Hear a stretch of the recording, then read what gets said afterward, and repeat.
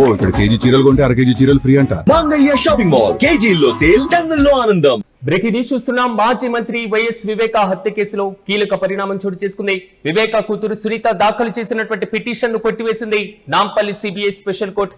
ప్రధానంగా సిబిఐ సరిగ్గా దర్యాప్తు చేయలేదని, మరికొందరు అనుమానితులను ప్రశ్నించాలంటూ కూడా సునీత కోరుతున్నారు. ఈ కేసులో ఇంకా పలువురు అనుమానితులు ఉన్నారంటూ కూడా సునీత అనుమానం వ్యక్తం చేస్తున్నారు. ఇప్పటికే అన్ని కోణాల్లో దర్యాప్తు పూర్తి చేసి ఛార్జ్ షీట్ కూడా దాఖలు చేశామని కోర్టు ఆదేశిస్తే మళ్లీ దర్యాప్తు చేస్తామంటూ కూడా సిబిఐ వాదనలు వినిపించింది.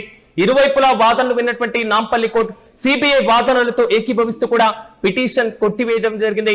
ప్రధానంగా ఈ కేసు తెలుగు రాష్ట్రాల్లో కూడా సంచలనం రేపిందని చెప్పుకోవాలి. మాజీ మంత్రి వైఎస్ వివేకానంద రెడ్డి దారుణ హత్య కేసుకు సంబంధించి ఉమ్మడి తెలుగు రాష్ట్రంలో కూడా కొంతవరకు ప్రకంపనలు రేపింది. ప్రధానంగా హైదరాబాద్ లో ఉన్నటువంటి నాంపల్లి సిబిఐ ప్రత్యేకమైనటువంటి కోర్టు కీలకమైనటువంటి తీర్పిచ్చిందనేటువంటి అంశం క్లియర్ కట్ గా మనం చూడొచ్చు. ప్రధానంగా పిటిషన్ దాఖలు చేసినటువంటి సునీత ముందు నుంచి కీలకమైనటువంటి ఆరోపణలు చేస్తూనే ఉన్నారు. వివేక హత్య వెనుక ఉన్నటువంటి పెద్ద కుట్ర జరిగింది, మరికొందరు అనుమానితులు ఉన్నారు, ఇంకొంతమంది పైన అనుమానాన్ని వ్యక్తం చేస్తున్నారు, కాబట్టి పూర్తి స్థాయిలో విచారణను ఇంకా కొనసాగించండి, సో ఇతర అనుమానితులను కూడా వెలికి తీయాలంటూ కూడా పదే పదే సిబిఐ కోర్టులో అలా పిటిషన్లు దాఖలు చేసినటువంటి వైనాన్ని కూడా మనం చూస్తున్నాం. ఇంకా అనుమానితుల జాబితాతో పాటుగా ఆధారాల ధ్వంసానికి సంబంధించి ఈ పూర్తి స్థాయిలో గుడుపుట్టాని కోణంలో కూడా ఇంకా లోతైనటువంటి దర్యాప్తు చేపట్టాలి అనేది మాత్రం సునీత ప్రధానంగా డిమాండ్ చేస్తున్నారు. అయితే ఇటీవలే సిబిఐ దాఖలు చేసినటువంటి పిటిషన్లకు సప్లిమెంటరీ ఛార్జ్ షీట్లు, మరి ముఖ్యంగా అదనపు పిటిషన్లు దాఖలు చేయడం వల్ల విచారణ మరింత ఆలస్యమయ్యేటువంటి అవకాశం కనబడుతుంది అనేది మాత్రం ప్రధానంగా సిబిఐ తరపున వాదనలు వినిపించడం జరిగింది. సిబిఐ ముందు నుంచి కూడా ఈ కేసుకు సంబంధించి అన్ని కోణాల్లో మేము విచారణ చేపట్టాం, కుట్రదారులపైన పూర్తి స్థాయిలో విచారణ చేపట్టామంటూ కూడా వాదనలు వినిపించింది. పదే పదే ఇలాంటి పిటిషన్లు దాఖలు చేయడం వల్ల విచారణ కొంతవరకు ఆలస్యమయ్యేటువంటి అవకాశం ఉంటుంది అనేది మాత్రం సిబిఐ వాదన. తాజాగా కోర్టు సిబిఐ వాదనతో ఏకీభవిస్తూ కూడా సునీత పిటిషన్ ను క్యాన్సిల్ చేయడం, రద్దు చేయడం జరిగింది. ఇక ఇదే అంశంపై మరింత సమాచారం మా ప్రతినిధి కిరణ్ అందిస్తారు. కిరణ్, చెప్పండి, ఇంకా అనుమానితులు ఉన్నారు, ఇంకా ఆధారాలకు సంబంధించినటువంటి ధ్వంసం చేసేటువంటి ప్రక్రియ జరిగింది, సో ఇంకా విచారణ జరపాలి. సునీత పదే పదే చేసినటువంటి కామెంట్ కానీ తాజాగా కోర్టులో ఆమెకు చుక్కెదురైంది అనేటువంటి అంశం చాలా స్పష్టంగా చూడొచ్చు.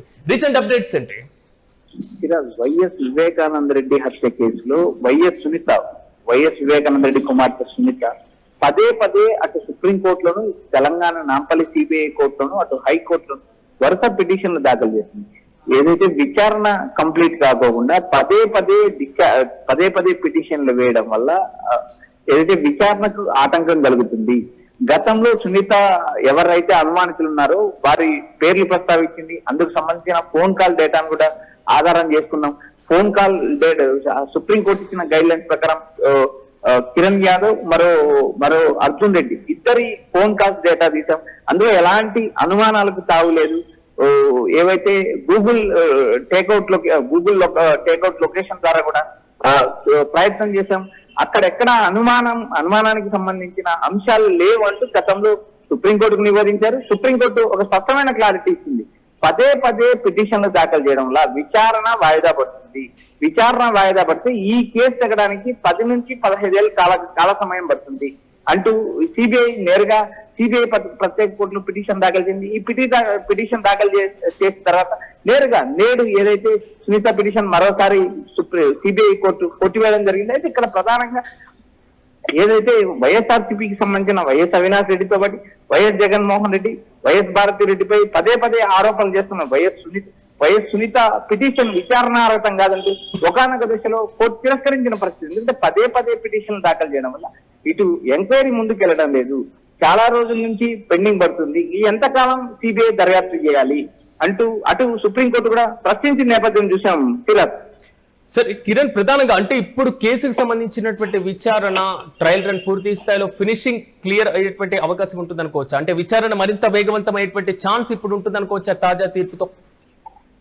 ఇక్కడ ప్రధానంగా సిబిఐ దర్యాప్తు సరిగా చేయలేదు, మరికొందరి అనుమానితులను ప్రశ్నించాలని సునీత పిటిషన్ల గురించి. అయితే ఇప్పటికే సునీత ఇచ్చిన అనుమానాలు కానీ సునీత ఇచ్చిన ఆధారాలు కానీ సిబిఐ ప్రత్యేకంగా దర్యాప్తు చేసింది. ఈ సిబిఐ స్పెషల్ కోర్టులో కూడా వారు పిటిషన్ దాఖలు చేశారు. సిబిఐ ఆదేశిస్తే మరోసారి విచారణ చేస్తాం, ఎందుకంటే ఈ కేసులో ఇంకా అనుమానితులు ఉన్నారని పదే పదే పిటిషన్లు దాఖలు చేయడం వల్ల ఈ విచారణ వాయిదా పడుతుంది. ఇప్పటికే అన్ని కోణాల్లో దర్యాప్తు చేశాం, ఛార్జ్ షీట్ దాఖలు చేశామంటూ ఇప్పటికే సిబిఐ కోర్టులో, సిబిఐ ప్రత్యేక కోర్టులో కూడా వివరించింది. అయితే ఇక్కడ ప్రధానంగా సిబిఐ మళ్ళీ ఆదేశిస్తే విచారణ చేయడానికి మేము ముందుకెళ్తాం. అయితే ప్రస్తుతానికి మా దగ్గర ఉన్న సమాచారం ప్రకారం ఈ కేసు దాదాపు విచారణ పూర్తి చేశాం. ఏదైతే ట్రయల్ రన్ కు వచ్చిందో అయితే ఈ కేసు సిబిఐ చెప్పిన ప్రకారం, సిబిఐ ప్రత్యేక కోర్టు చెప్పిన ప్రకారం క్లోజ్ చేసే అవకాశాలు కూడా స్పష్టంగా ఉన్నాయి. అయితే ఇక్కడ పదే పదే ఒకవైపు పిటిషన్లు దాఖలు చేయడం, హైకోర్టుకి వెళ్ళడం, నాంపల్లి సిబిఐ కోర్టుకు వెళ్ళడం, మరోపక్క సుప్రీంకోర్టుకు వెళ్ళడం. సుప్రీంకోర్టు ఇచ్చిన గైడ్ లైన్స్ ప్రకారమే సిబిఐ ప్రత్యేక కోర్టు విచారణ జరుగుతుంది. సిబిఐ సుప్రీంకోర్టు ఇచ్చిన గైడ్ లైన్స్ ప్రకారం ముందుకెళ్లిన పరిస్థితి. ప్రస్తుత పరిస్థితుల్లో మరో అనుమానితులు ఉన్నారు, మళ్ళీ విచారించాలి, మళ్ళీ ప్రశ్నించాలంటే మరికొంత సమయం పడుతుంది. ఇప్పటికే ఈ కేసు 10 నుంచి 15 సంవత్సరాలు పడుతుందంటూ ఇప్పటికే సిబిఐ ప్రత్యేక కోర్టులో నివేదించిన నేపథ్యం చూసారు. కిరణ్, ప్రధానంగా అంటే 2019 ఎన్నికలకి ముందు ఆంధ్రప్రదేశ్ రాజకీయాల్లో రాజకీయపరమైనటువంటి కేసుగా కూడా కొంతవరకు కీలకంగా మలుపు తిరిగింది. తెలుగు రాష్ట్రాల్లో సంచలనం రేపినటువంటి కేసుగానే భావించారు. మరి అత్యంత కీలకమైన ఈ రాజకీయ పరమైన విభేదాలు ఎదుర్కొన్న కేసు తీర్పు మరికొన్ని రోజుల్లో రాబోతుంది అని ఆశించొచ్చా? రెండు, సునీత నెక్స్ట్ స్టెప్ ఏ విధంగా ఉండేటువంటి ఛాన్స్ ఉండొచ్చు? మళ్ళీ ఏమైనా అప్పీల్కి వెళ్ళడం, మళ్ళీ పిటిషన్ దాఖలు చేయడం, ఇలాంటి ప్రక్రియ ఏమైనా అవకాశం ఉంటుందా? సిరాజ్, ఇప్పటికే వైఎస్ సునీత పలుమార్లు సుప్రీంకోర్టులోను, హైకోర్టులోను, తెలంగాణ సిబిఐ కోర్టులోను పదే పిటిషన్ దాఖలించింది. ఆంధ్రప్రదేశ్ హైకోర్టులో సాగుతున్న విచారణను కూడా ఆమె పక్క రాష్ట్రాలకు బదిలీ చేయాలి, కర్ణాటక లేదా తెలంగాణకు బదిలీ చేయమని సిబిఐ కోర్టును ప్రత్యేకంగా కోరిన నేపథ్యం. ఆ నేపథ్యంలో భాగంగా ఆంధ్రప్రదేశ్ హైకోర్టు నుంచి తెలంగాణ హైకోర్టుకి వెళ్ళింది, తెలంగాణ సిబిఐ పరిధిలోకి వెళ్ళింది. సిబిఐ పరిధిలోకి వెళ్ళిన తర్వాత కూడా సునీత పదే పిటిషన్లు దాఖలు చేయడం, విచారణకు అడ్డం కలిగించడం, మరోపక్క అనుమానితులు ఉంటారంటూ ఒక పిటిషన్ క్లోజ్ కాకముందే మరో పిటిషన్ దాఖలు చేయడం. సుప్రీంకోర్టులో పిటిషన్ పెండింగ్ లో ఉండగానే నాంపల్లి సిబిఐ కోర్టులో, ప్రత్యేక కోర్టులో పిటిషన్ దాఖలు చేయడం, మరోపక్క నాంపల్లి సిబిఐ కోర్టులో పిటిషన్ పెండింగ్ ఉండగా హైకోర్టులో పిటిషన్, ఇలా వరుసగా విచారణ జరగకోకుండా, సాక్షులను విచారించకోకుండా కేసును దర్యాప్తుకు ఆటంకం కలిగిస్తూ పదే పిటిషన్లు దాఖలు చేయడం మానుకోవాలంటే ఒకానొక దశలో సుప్రీంకోర్టు ఆగ్రహం వ్యక్తం చేసిన నేపథ్యం. ఈ పరిస్థితుల్లో కేసు చివరి దశకు వచ్చింది. ఆధారాలు ఆశించిన స్థాయిలో సునీతకు ఫేవర్ గా కేసు వచ్చే పరిస్థితి లేదంటూ ఇప్పటికే సమాచారం ఉంది. అయితే పదే పిటిషన్ వేయడం, పదే విచారణకు ఆటంకం కలిగిస్తుంది. ఈ పిటిషన్ విచారణార్హతం కాదంటూ గతంలో నాంపల్లి సిబిఐ ప్రత్యేక కోర్టులో సిబిఐ వాదించింది. ఆ నేపథ్యంలో భాగంగా ఈ కేసు సునీత వేసిన ఈ పిటిషన్ సిబిఐ ప్రత్యేక కోర్టు కొట్టేసింది. Right Kiran, thank you. మొత్తం మీద సునీత ముందు నుంచి కూడా కీలకమైనటువంటి డిమాండ్ చేస్తున్నారు. మరోవైపు సిబిఐ కూడా పూర్తి స్థాయిలో సునీతకు కౌంటర్ ఇస్తూనే ఉంది. తాజాగా వీరిద్దరికి సంబంధించినటువంటి వాదనల అంశాన్ని ఒకసారి మనం పరిశీలించినప్పుడు ఈ కేసుకు సంబంధించి ఇంకా కీలకమైనటువంటి అనుమానితులు ఉన్నారు, వారిని విచారించకుండా కేసును ముగించడం లేదా విచారణను ముగించడం సరికాదంటూ కూడా సునీత ప్రధానంగా డిమాండ్ చేస్తున్నారు. రెండు, ఆధారాల ధ్వంసానికి సంబంధించి ఇంకా లోతైన విచారణ జరపాలంటూ కూడా సునీత కోరుతున్నారు. ఇటీవల సిబిఐ దాఖలు చేసినటువంటి ఏదైతే అనుబంధ ఛార్జ్ షీట్లు ఉన్నాయో కొన్ని కీలకమైనటువంటి అంశాలను వదిలేశారు అనేది మాత్రం సునీత ప్రధానంగా చేస్తున్నటువంటి ఆరోపణ. మరోవైపు సిబిఐ కూడా తన వాదనను గట్టిగా వినిపిస్తుంది. ఈ కేసులో ఇప్పటికే అన్ని ప్రధాన కోణాల్లో కుట్రదారులపైన పూర్తి స్థాయిలో మేము సమగ్ర విచారణ చేపట్టాం, సమగ్ర దర్యాప్తు చేపట్టాం, ఛార్జ్ షీట్ తో పాటుగా అదనపు ఛార్జ్ షీట్లను కూడా దాఖలు చేశాం. కాబట్టి కోర్టులో ఇంకా దాఖలు చేయాల్సినటువంటి అవసరం, కొత్తగా విచారణకు చేపట్టాల్సినటువంటి పరిస్థితి ఏదీ లేదు అనేది మాత్రం సిబిఐ చెప్తుంది.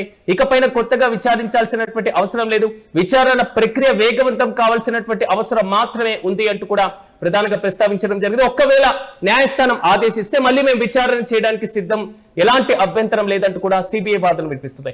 మరోవైపు సునీత, సిబిఐ ఇద్దరి వాదనలు విన్నటువంటి న్యాయస్థానం సిబిఐ వాదనకు మొగ్గు చూపింది, ఏకీభవించడం జరిగింది. ఇలా పదే పిటిషన్లు వేయడం వల్ల విచారణ ట్రయల్ రన్ ఆలస్యమయ్యేటువంటి అవకాశం కనబడుతుంది. గతంలో సుప్రీంకోర్టు ఇచ్చినటువంటి జడ్జిమెంట్ ను బేరీజ్ వేసుకున్న తర్వాత కంపల్సరీగా ఈ విచారణను, ఈ కేసును సాధ్యమైనంత త్వరగా తేల్చాలి అనేటువంటి ఆలోచనలో మాత్రమే కోర్టు తాజా తీర్పు చాలా స్పష్టంగా కనబడుతున్నాయి. చూడాలి సునీత నెక్స్ట్ స్టెప్ ఏ విధంగా ఉండబోతుందో.